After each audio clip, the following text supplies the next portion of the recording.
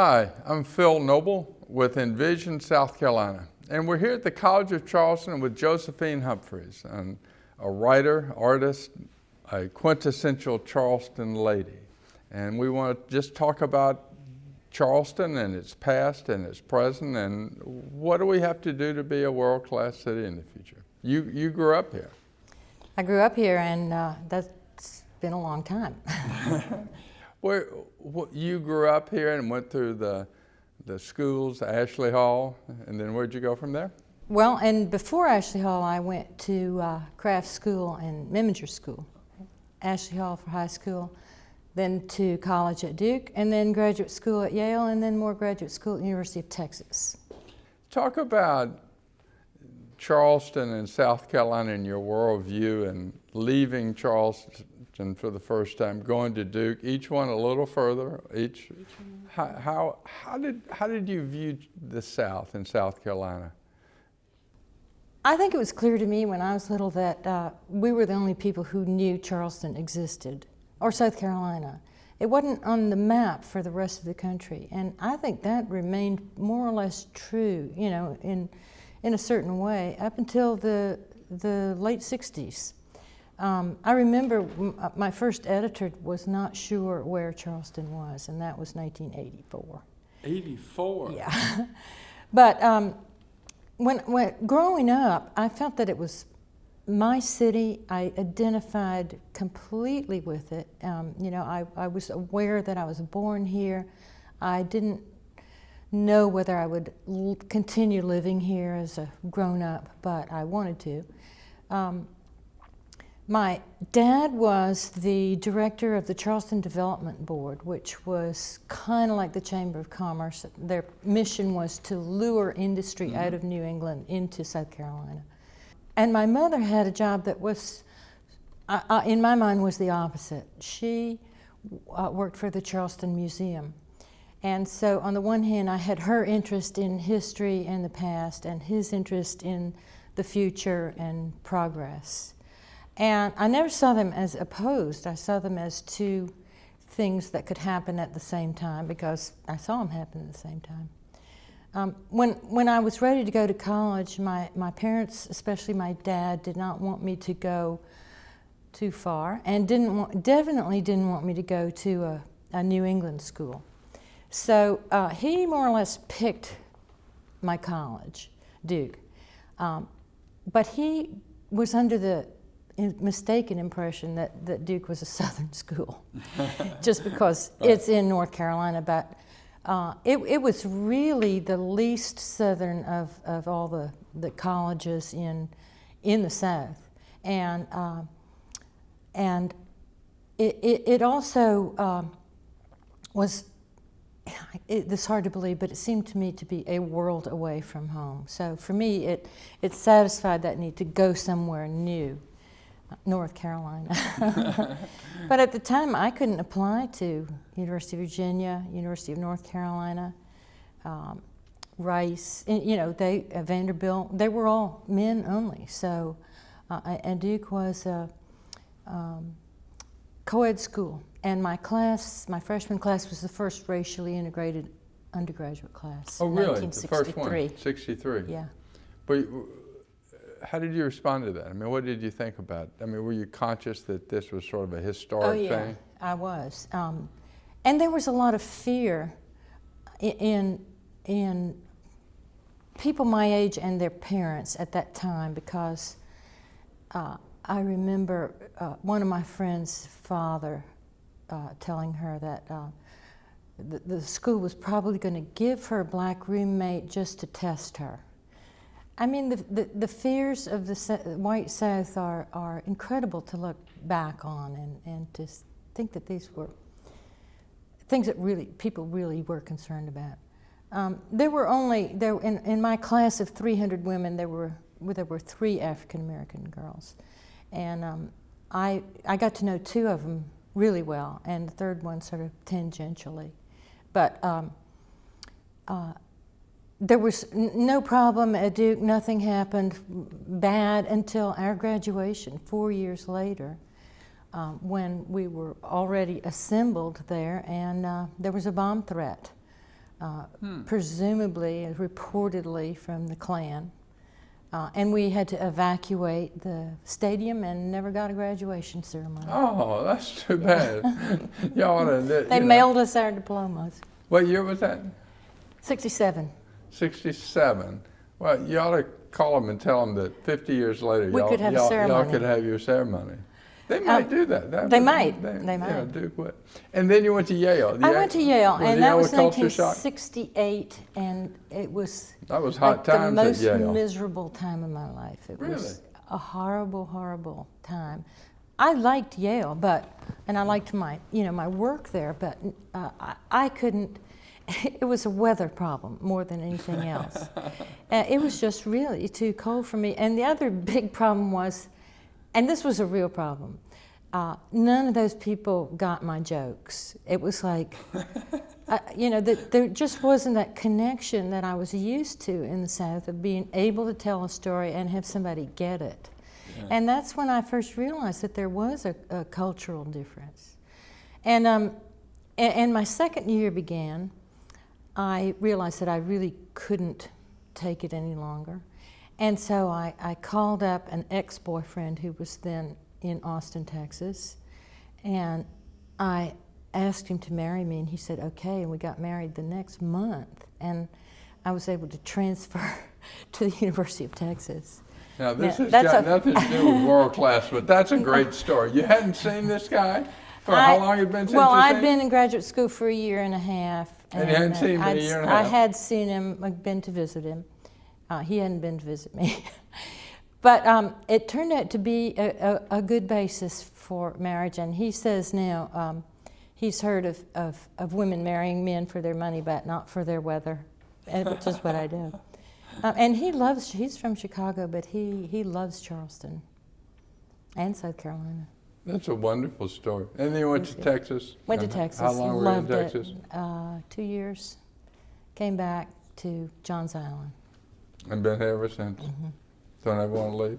No, I don't. I think that I could live somewhere else because to me, almost every place I've ever visited is fascinating, and I love to look into the history of the place and get to know the people. But having been born in and grown up in a certain place, there's so much, not only information that you've accumulated, but just a feeling for how things work and what's important and what's wonderful. It's to move would be like learning a new language. I could do it and have fun, but it wouldn't be the main thing that drives me, which is what Charleston is now. I mean, the Low Country, I would say, is probably the reason that I write. Talk a little bit about sort of the artistic and writing history and legacy in Charleston, going back. I mean, you can't live in Charleston without absorbing the history and the culture, and the history and the culture goes back 300 years. Yeah. Talk a little bit about the early days and what you know about that and the Renaissance and so on. Oh gosh, I don't know a lot. I don't believe that. I actually, it's true because one of the things that happened to me growing up in Charleston was that I developed a dislike of history that crippled me for a while. I had to come back to it later. But I felt like there was so much history around me here as a child that I just didn't want any more of it. I felt I had enough. It was oppressive? Yeah, it was. But I was always aware that Charleston had its writers. And I knew a good bit about DuBose Hayward and Josephine Pinckney, or I felt I did anyway, and I felt that they were close to me in the way that for a young person who wants to be a writer, I think it's really important to know that not all writers are in New York. Not all writers are people who are far removed from you, and there's someone that you could follow in the footsteps of or be like, and they served that for me. Did you know DuBose Hayward? No, but my grandmother did. But you knew. So I knew Right. people who had known him, and so I knew that he had been a real person. Did you have the sense that he was sort of world class, or that he was Yes. a world-renowned sort of character of Yeah, your culture? except that, I always thought of him as a Charleston writer because his big success, Porgy and Bess, that was something that had taken place supposedly around the corner. Right. And so it was a South Carolina.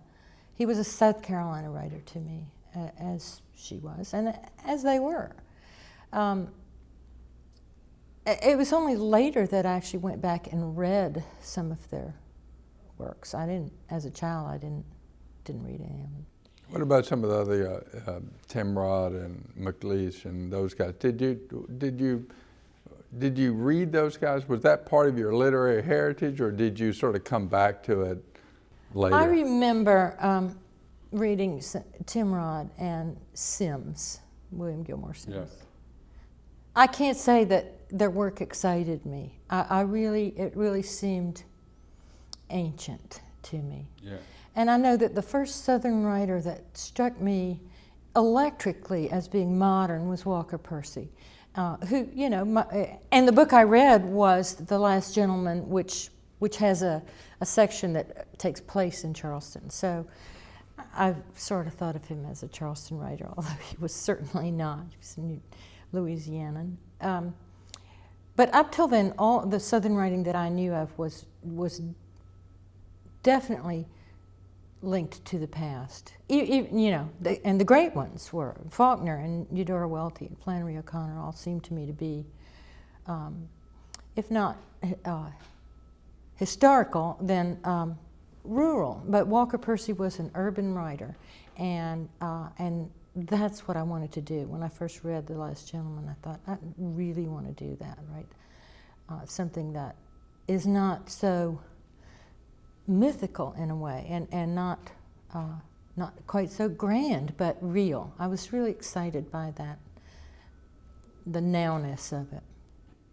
Did you have a sense at the time that you were developing that there was a heritage of being a South Carolina writer, being a South Carolina person, that gave you a larger stage, that you were in a place where people would pay more attention to you in some way because of that? Well, I'm sorry, but absolutely not. No, but I mean, that's interesting. I felt that I was in a wonderfully sort of unknown place, both in geographically and historically. I think that was good for me. I felt independent, and there was a strength to it, and there was not a burden of having to live up to something.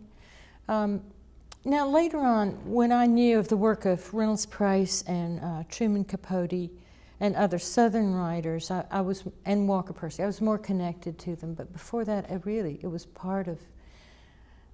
Writers were part of history. I didn't know a living writer. You didn't know any living writers? No, not one. Reynolds Price was the first I met. Did you feel isolated, alone? Yeah, but I didn't mind. I think, for a writer, it's a period of aloneness and isolation is probably good. That's when you start to make up stories. I read a piece you did, My Kind of Town, for Smithsonian, and my reaction was, this is a love letter to Charleston. It's a wonderful piece. Anybody in South Carolina ought to read it.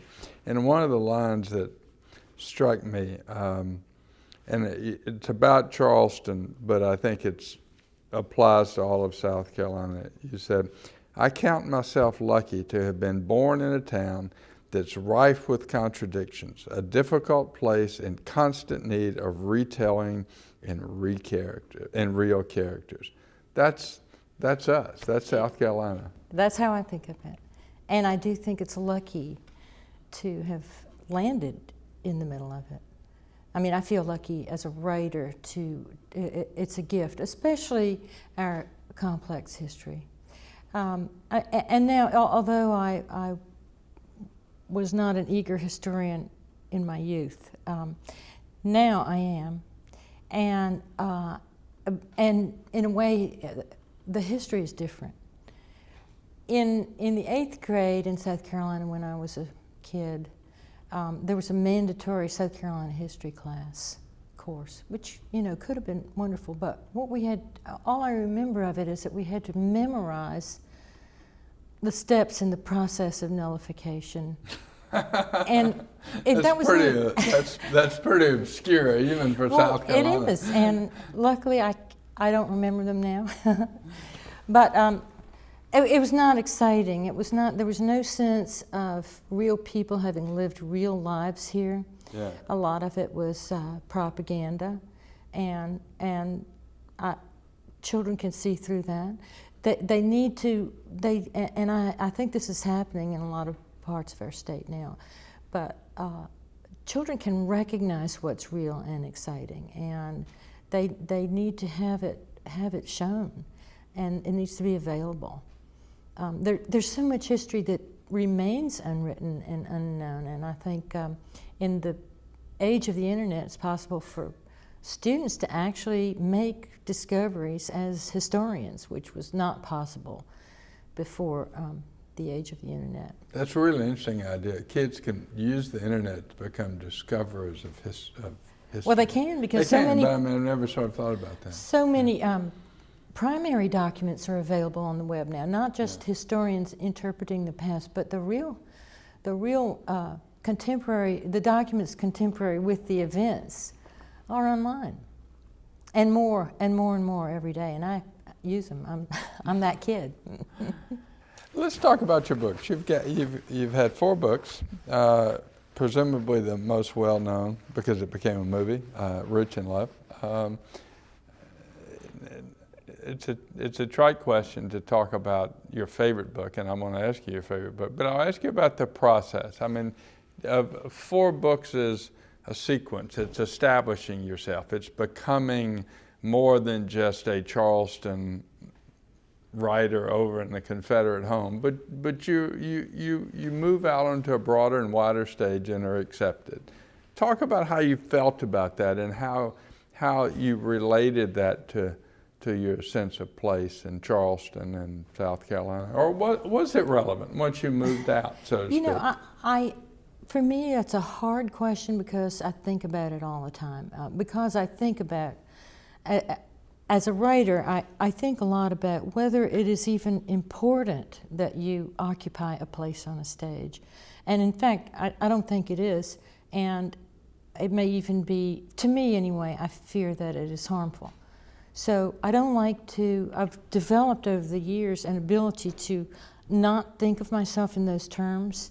And because fairly early on, I realized that at the point where reviews of the books come out and you get fan mail and stuff like that, I began to go cuckoo.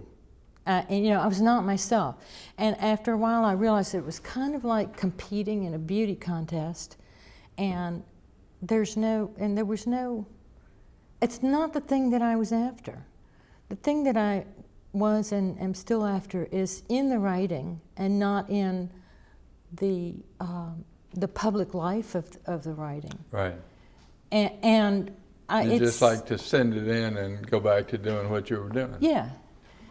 Yeah. That may be just a retreat, and I'm a retreater.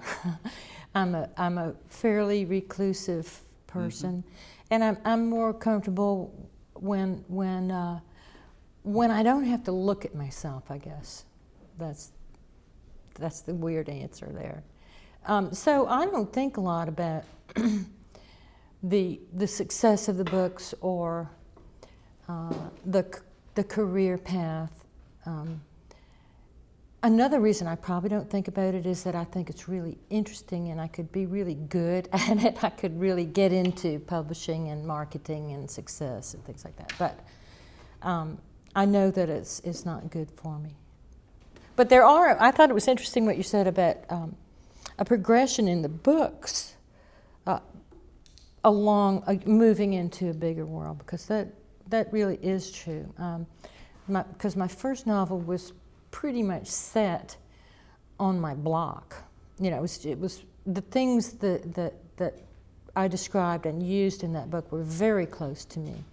And then in the second book, I moved to Mount Pleasant. I crossed one river. In the third book, I crossed another river to the Isle of Palms. But the fourth book was a major step for me, and that goes into North Carolina. It also goes into the past. It's a historical novel, right. So it was a big change, and it's a lot longer, and it took longer to write than my previous books. Do you see yourself as which end of the telescope? I mean, from Charleston looking out, or can look at yourself from the world looking back in? What does the world see in you and your art and this culture that we've got? How do they view us? I think that changes over time. Clearly what other people think, what non-Southerners think of the South, or what non-Carolinians think of the Carolinas is very changeable, and I would say quite different from what it was when I was younger. But because now Charleston is a destination. We're #1 city in the world, right. According to the travel magazines, which is ridiculous, but fun to say. We'll still talk about it. Right. But we do have here in the state and in our towns a unique place that people are recognizing, and that I think these places are going to make a big difference in our future. They're going to be places that people want to move to and want to move their factories to and want to be part of. I think that we need to think about how we're going to manage that influx and manage that growth, and also provide what is going to be needed in that kind of a future. The biggest thing to me is improvement in our education system, because right now I don't think we would make it with our current. We have too high a rate of illiteracy, and what I mean by education really is reading, literacy. I think that it takes a while to establish literacy, and that once you almost have to have the parental generation be literate before you can expect the whole next generation to increase in literacy. I have been a volunteer tutor several times to high school kids, and I burned out after just a number of weeks because these kids couldn't read. So there was no way. I mean, they were 10th graders, and I could not help them without just going back to a basic reading lesson, which I couldn't do. I mean, that wasn't part of what we were doing. But it's a major thing that and is to me more important than anything else we can do to make changes for the future. You talked about Charleston being able to prepare for that, with the world coming to us, so to speak, and the Charleston Renaissance was a significant flowering of the arts in Charleston at a time when the rest of Charleston wasn't much flowering. Wasn't reading, yeah. And, you know, it is that Renaissance sort of came and went, if you will, and without a lot of residual impact. And my question is, how can we, if we do have a quest to be in some ways a world-class place in this new society, how does the arts play a role that sustains that, as opposed to just being like the Renaissance, come, gone, we had 2 or 3 great writers, everybody say, wasn't that great? But how do we use the arts, not just writing, but the arts to sustain and build that over time? I think it would be helpful if we stopped to think about the arts, especially arts in schools, as play. They are play. It's not recess time. It's not leisure time when you spend time with kids teaching music or painting or writing. But the arts lead us past our first impression of the world and our first impulses to succeed and make money and do the obvious goals in life. Arts lead us to the mysteries that lie hidden, for the most part, underneath that. And so I think that, if we don't have writers, painters, musicians, we won't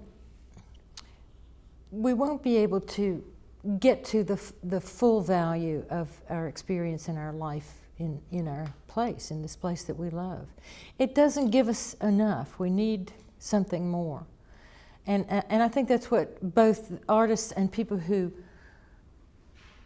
see the art or use the art or read the books, that's the thing that they are seeking. That's what they want. Just something more, some contact with the meaning of life or the possible meanings of life or the mysteries that we encounter on earth.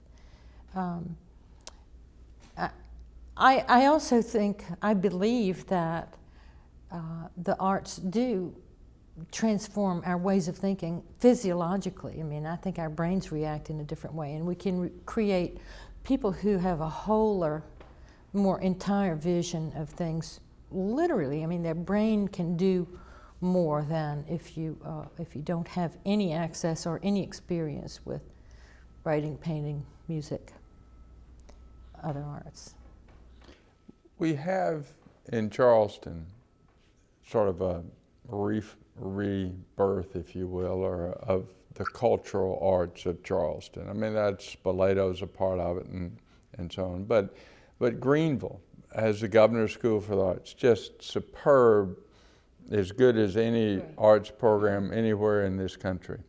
And there are other sort of places around the state where there are pockets of art that are growing.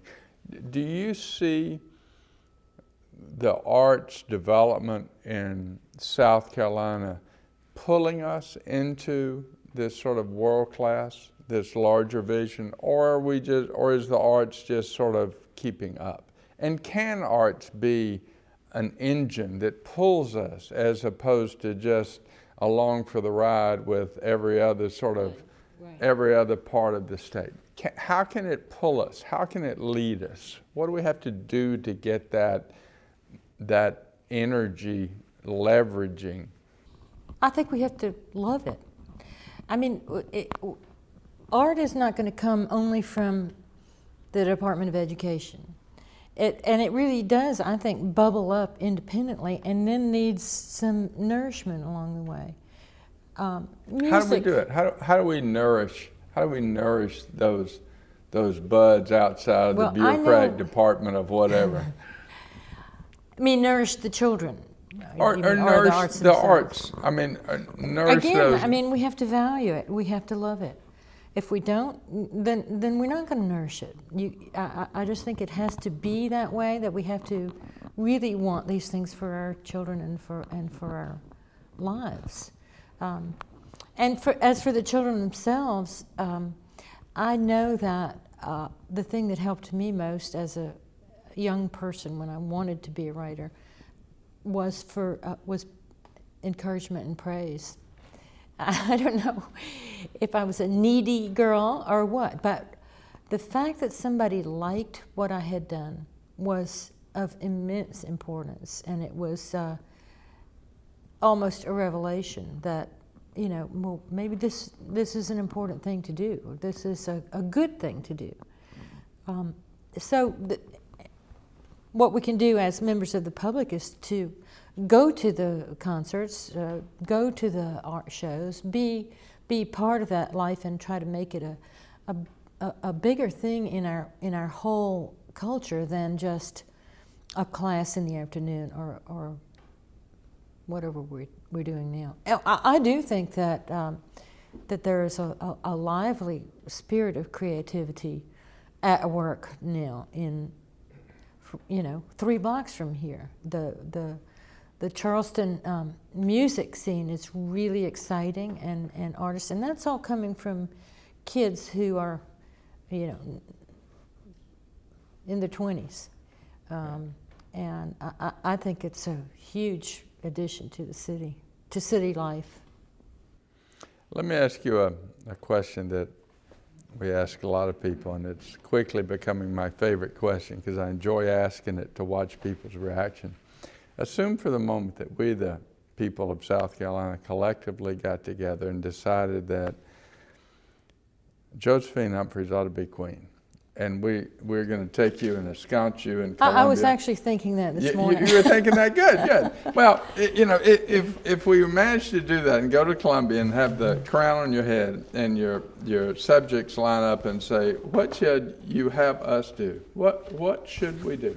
Okay, I would say, I know my answer. You actually thought about it. That's why I was asking myself, what would you do if you were the boss? Well, I would change the school system completely, and I would teach reading only from kindergarten up through 4th or 5th or 6th grade. We're not teaching it adequately now. And there is a new initiative in the public schools, the literacy initiative, or I think that's what they're calling it, which is great. But, if I actually had the power, I'd say, let's do a big experiment here, and let's see if we can make this happen. I think that if we could get reading established, then kids themselves would be able to learn the other things that we're trying to give them. But if you can't read, you can't do math. If you can't read, you're not going to be able to do any other school subjects, and you're not going to be able to create anything, and you're not going to have a future in our society. But reading is not that hard a thing to learn. I mean, so many people have done it. Right. It's clearly a possible goal. When you look forward in terms of the future and where we're going as a state and where arts is and its role, are you optimistic that we can get to some degree of world class? I mean, are you optimistic about the future and where we're going? Absolutely. And the speed? Yeah. I mean, I think there are obstacles to overcome, but I love this place, and I feel that it is lovable by other people and by the world. I'm getting ready next week to go to China for a couple of weeks, and I've already met some of the people who are there. They are hospital doctors and administrators who have a sister relationship with MUSC here in Charleston, and they love Charleston. It seems so strange to me that people in China know this city and are fond of it, and I expect to become fond of their city as well. But we're going to have more and more international connections like that. I think probably in the past, in the very distant past, Charlestonians did have a lot of connections with the rest of the world that just sort of faded away. I mean, I know in my parents' generation, there was no connection with any foreign country. Right. And the industry that my father was trying to get here gradually did become, German companies were coming here, and French companies. And he was always very excited about that, and I think it's going to happen more and more, and we're going to be part of the global civilization. I think we can do it. As you write, what is it about South Carolina, beyond Charleston? Charleston is obvious, and the history and the culture is unique Charleston. But beyond Charleston, South Carolina, what about this state inspires you or moves you or makes you look at the world differently than some other writer? The landscape itself is important. It's beautiful, and it has such connections to my memory that it's a treasure trove for me. But the real thing that inspires me and that I write from is the people and their stories. I think we have an amazing sense of humor, and I think and I love that. I think South Carolinians know how to tell a story, a good story, and it's important to them. The stories got to be told the right way, and people save up their stories to tell other people more than in other places that I've been. Maybe same as North Carolina. I mean, there are a lot of similarities between North and South Carolina, but storytelling is a big one.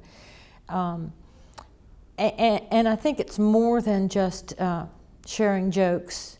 I think it's a way of bringing people together. I mean, not exactly a way, but the fact that we do all tell stories to each other, and we're sort of bound together in this network of storytelling, makes the community, makes the community that I'm interested in. The other thing is the racial history of South Carolina and the rest of the South.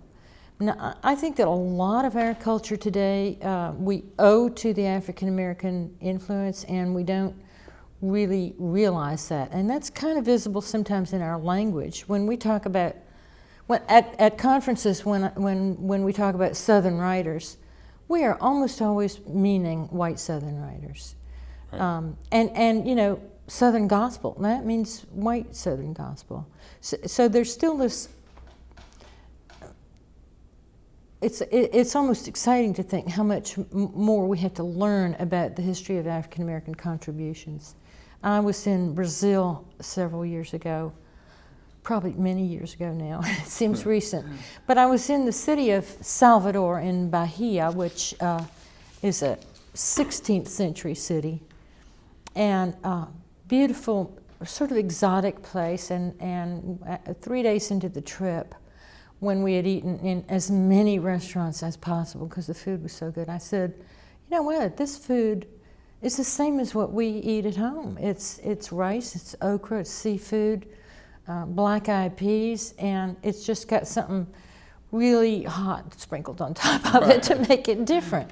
But it was the same food. And then later that day in the amazing slavery museum, which I think Joe Riley has visited, there was a giant wall map showing the routes of slaves brought in from West Africa, and the main arrow goes from the African coast to the Brazilian coast and then to Charleston.